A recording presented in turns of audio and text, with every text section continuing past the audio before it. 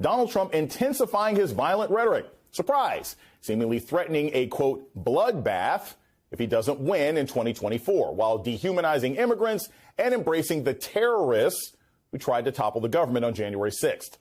And that was just one weekend, the first full weekend since the general election matchup became official. And it all happened in the course of a single campaign rally. Here's Trump in Ohio. We're going to put a 100% tariff on every single car that comes across the line, and you're not going to be able to sell those cars if I get elected. Now, if I don't get elected, it's going to be a bloodbath for the whole. That's going to be the least of it. It's going to be a bloodbath for the country. That'll be the least of it. But they're not going to sell those cars. Trump's bloodbath comment comes amid a campaign in which he's vowed to be a, quote, dictator, to target rivals and to seek, quote, retribution, which is why his critics are skeptical of the campaign's cleanup effort, claiming Trump was just trying to say, quote, Biden's policies would create an economic bloodbath for the auto industry and auto workers. But no one believes that. The campaign is forced to respond because the bloodbath comments are a big front page story in newspapers and a lead story on major newscasts. Trump's campaign now on the defensive, warning while discussing the economy that there would be a, quote, bloodbath if he is not reelected in November. Unhinged rally in Ohio. For an hour and a half, he delivered bizarre, rambling remarks, parroting language used by Adolf Hitler. He knew what he was doing. We're not stupid. Americans aren't stupid. He was talking about a bloodbath. Sometimes a bloodbath means a bloodbath.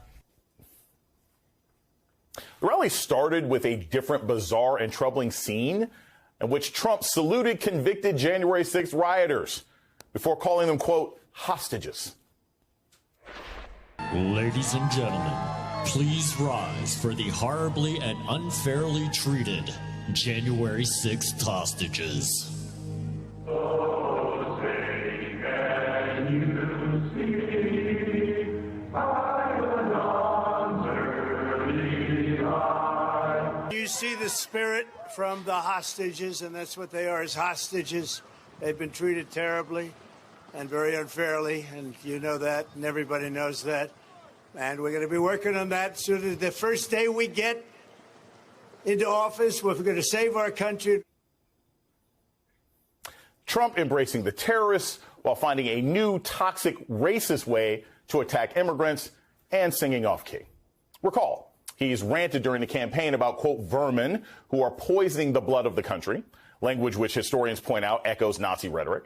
In his new attack, he calls immigrants, quote, animals who are not people.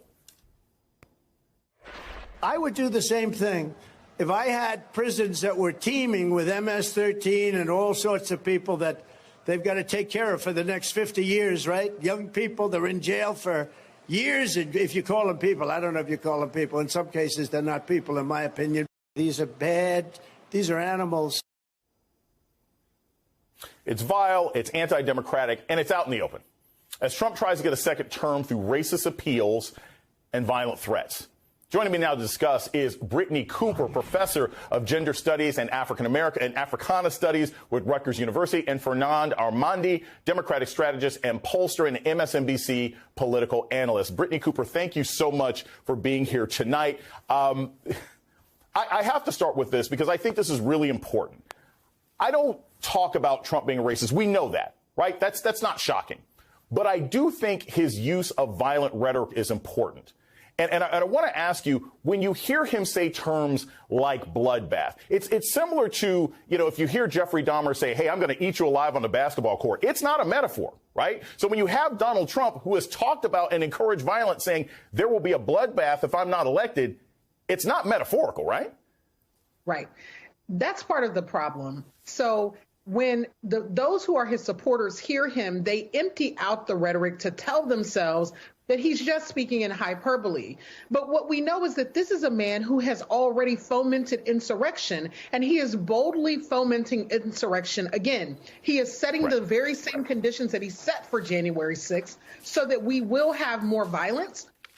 And he is also creating a context where these folks feel like they are victims, feel like their grievance is relevant and should be adjudicated, apparently in the form of violence, so that they then feel endlessly justified. But the question that I have is, why do we have a significant swath of the country that is so ready to give the democracy away for a man who is a, criminal, has been civilly held liable for rape? He's a terrible businessman. We now understand that so much of the money that he claims to have made, he made it through fraud. He doesn't believe in democratic processes. And yet they claim they're taking the country back, but really they are hell-bent on giving away anything that we have fought for as a country, anything that we have fought for as an expansive view of democracy. And I think that we've got to ask, what is appealing about a dictator to people who very much believe in democratic processes? Fernand, I'll take this question to you because, frankly, Brittany is probably a lot more optimistic than me because I think there's a large swath of Americans who don't believe in democracy. They don't believe in the democratic project if anybody other than white straight people gets to participate. My question for you, Fernand, as a pollster is, are these types of rallies, is this kind of rhetoric, is it actually breaking through to anything other than the MAGA base? We're constantly hearing nonsense from non-qualified, non-trained people that black folks and Latinos are suddenly rushing to the Republican Party, even though there's no data and evidence to show it. Does this rhetoric help? Does your polling show that when he calls people vermin and says there's going to be a bloodbath after November if he doesn't win, is there somebody who's hearing that and saying, yeah, I think I'm going to vote for Trump more now? Well, I mean, to your question, I think the polling does speak to the fact that there are large swaths of Americans that are just completely tuned out to anything that has to do with this campaign, this election, this back and forth. And that's the most terrifying thing, Jason, because as I conduct focus groups constantly, one of the refrains I keep hearing over and over again, and to me, this is the nightmare scenario, what I'm about to tell you in America right now. I hear this in every single group among several participants. And what they say is, yeah, Trump is out there. I don't like him. He says really bad things. But truth of the matter is, things didn't cost as much when he was president, and I was doing better economically. So the idea that there is this normalization, the banality of WTF, as I like to say, when it comes to Trump, it doesn't really penetrate as much anymore. And part of that is because of the normalization that, I hate to say it, a lot of folks in the media are doing, treating this like a horse race coverage between two candidates running for president, when the truth of the matter is Donald Trump is more dangerous today than at any point in his life. Much more dangerous now than when he was president, because during that first term, Jason, there were at least some safeguards around him that we saw, and folks came out and tried to stop him. Now he doesn't feel he has any accountability. He can say whatever he wants. He does. What's he going to say next? That he's going to be a dictator on day one? Wait a minute. He said that too. So that is why the stakes are so scary. And finally, the polling shows that not only is he more dangerous than ever, he is very credible as a candidate that can win in November, Jason. And that's the terrible part. I want to play this soundbite to you, Brittany. This is Howie Kurtz talking to Trump about the kind of language he uses, and get your thoughts on the other side. Why do you use words like vermin and poisoning of the blood? The press, as you know, immediately reacts to that by saying, well, that's the kind of language that Hitler and Mussolini used. Well, that's what they say. I didn't know that, but that's what they say. Because our country is being poisoned. So, Brittany, look, I can say to 100 people right now, hey, that's what Hitler said, and they're not going to care one way or another, right? Because to them, this is all theoretical and abstract. But I think to Fernand's point, why are we not hearing more, not just from the press, but from the Democratic Party? Why do we not hear elected officials? Why do we not hear more retired generals? Why do we not hear so many more pundits coming out and screaming saying, hey, nobody should talk like this and still be running for president? That's my question for you, Brittany. Listen, the thing that was most compelling about that clip is the moment where he says, I didn't know that they said that, because white supremacy is a logic. It isn't rooted in any one person. White supremacy dehumanizes groups of people. It is based on this idea of the purity and supremacy of whiteness. But the thing is, Jason, folks don't know that if you live in a country that is banning books, that is banning the proper teaching of history, that is banning the teaching of civics. People don't have any way to fully contextualize the threat of Trump. And many Americans feel like we are insulated from the ability of fascism to actually show up on our shores and erode whatever democratic project or semblance of it that we have left that we've been trying to engage in. But the other side of this is that the one party that we have right now that is at some level defending democracy, we can't have President Biden using terms like illegals, even as a gaffe in, in the State of the Union address, because that means that that's sort of his impulse is to think of them as illegal, and he has to then do a thing to get to the other side of it. The other thing about this is that we've got, as a country, to do a better job of contextualizing where we were with Trump. Things were not better. We were locked down in the house for years because this man mismanaged a pandemic for 9 months and told us that we could use general household disinfectant to treat something that we've now lost over 1 million Americans for. That's not a country that's doing better, right? We weren't doing better economically. People struggled during that time. And so we have to become more empathetic and say, groceries are high, gas is high, but people are working. And the same things that drove us to the polls in 2020 to reject this fascist project have to continue to drive us. We have to continue to be vigilant. If we don't, he is playbooking for us. He is giving us the playbook of who he's going to come after. He's going to come after immigrants. He's going to come after people of color. He was locking babies in cages as a matter of formal policy. He banned Muslim folks in this country as his first act as president. He will do that, and he will do even more. This is a man who likes words like poison, like American carnage, like bloodbath. Those are not metaphors. That is the intellectual and ideological universe in which he lives, one of violence, one of decay, one of death, and that is what he hopes to produce. To paraphrase Destiny's Child, can you pay your bills? Can you pay your fraud bills? Can you pay your felony bills? If you did, then maybe Tish James would chill. But I don't think you can, because Trump is clearly not that man. His New York civil fraud loss is proving to be a blow to his much smaller than he wants to admit wallet, owing about $500 million for fraudulently inflating his assets. Now, 1 week before bond is due, Trump is admitting he don't have the cash. In a new filing, Trump's lawyers are claiming, despite Trump's diligent efforts, securing a bond in the full amount is, quote, a practical impossibility, saying they unsuccessfully approached 30 surety companies throughout 4 separate brokers, and that bond companies would not accept hard assets such as real estate as collateral, only cash for cash or cash equivalents, which Trump's team says could require cash reserves nearing $1 billion, which, if we took Trump's word for it, shouldn't be a problem. I mean, he famously bragged about his net worth during his deposition in this case.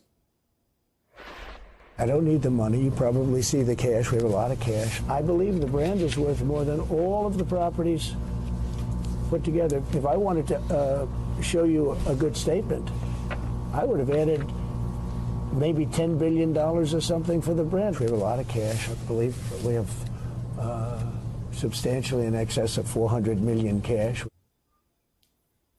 The problem is they're asking for dollars, not rubles. Now, the Republican candidate finds himself in a significant financial crunch. The New York Times says Trump is, quote, scrambling to raise cash, calling the financial disparity between the two candidates the, quote, most pressing issue facing the Trump campaign. Trump's myriad of legal fees and losses already is costing him about $600 million. The fraud loss, including interest, the bulk of that bill. If Trump is unable to come up with the money, Attorney General James has said she will seek further action and seize his assets. Joining me now to discuss is Glenn Kirshner, former federal prosecutor and host of the podcast Justice Matters. Glenn, thanks so much for joining me this evening. Look, we can all laugh about the fact that Donald Trump is broke. We can laugh about the fact that his assets aren't as big as he says that they were. We can laugh about the fact that he has defrauded multiple people and now he's finally paying the piper. But here's my immediate concern. Is there any precedent for someone owing this much money in so many different places still being allowed to walk free? I guess there's a part of me that wonders how he can owe so much money for so many heinous crimes and he's still not serving any jail time. Am I crazy for thinking that, or is this just a normal process when you owe over $600 million?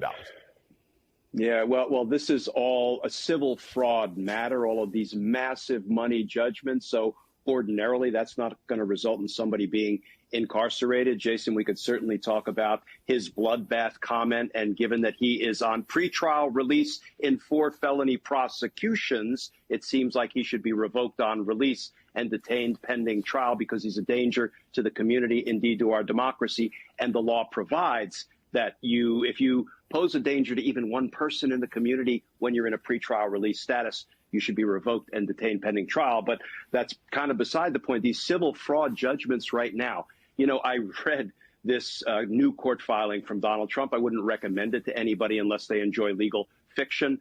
But, it's remarkable that even on page 2, he won't give up the con. He continues to lie. He actually says that, yes, I understand that the court valued Mar-a-Lago at $18 million to $27.6 million. But he said, but it is in fact worth 50 to 100 times that amount. Now, this is a guy who was just found liable for massive civil fraud in this case in which he makes that assertion. This is also a guy whose organization that bears his name, the Trump Organization, was convicted of 17 felony counts for being involved in a 15-year-long scheme to defraud in the first degree. And yet he continues to offer these same lies, which I guess is equal parts astonishing and fully expected.